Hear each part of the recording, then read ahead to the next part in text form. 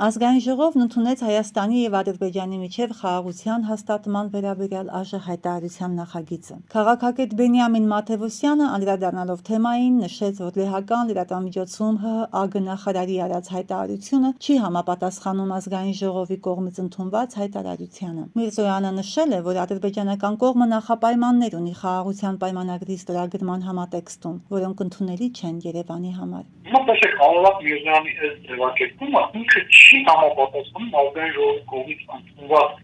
հայտարարությանը, որի հիմնական մեսն այն է, որ Նիկոլ Փաշինյանը վերջերս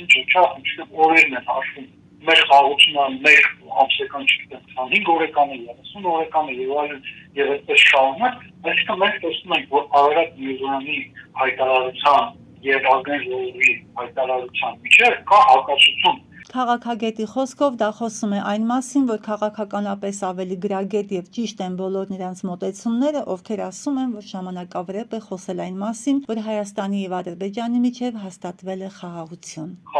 Եթե մենք նույնիսկ պայմանականորեն հավատում ենք իշխանությունների վարկածին, որ Ադրբեջանը ձգտում է Հայաստանի հետ խաղաղության, մենք տեսնում ենք, որ իրողությունները այդքան էլ այդպես չեն։ Իսկ թե ԱԺ հայտարարությունն ընդունելու արդյունքում հնարավոր են ճնշումներ լինեն հանրային քաղաքական մշակութային գործիչների նկատմամբ, քաղաքագետն ասաց. Եթե շատ կողքից ձևակերպենք ռևանշիզմի դեմ պայքարելու, մենք կարող ենք ինչ-որ մի փուլի գալ հասնել այն կետի, որ եթե պայմանականորեն դուք ձեր լրատվամիջոցում վերլուծական նյութերից մեկում, հեղինական նյութերից մեկում օգտագործեք Արցախ բառը Լեռնային Ղարաբաղի Հանրապետություն ձևակերպումը, դուք կարող եք խնդիրներ ունենալ։ Ես որպես փորձագետ կարող եմ խնդիրներ ունենալ, բայց այս փուլը պետք է գա 2019 թվականի խորհրդարանական ընտրություններից հետո, եթե Նիկոլ Փաշինյանը վերարտադրվի։ Հենց դրա համար է Հայաստանի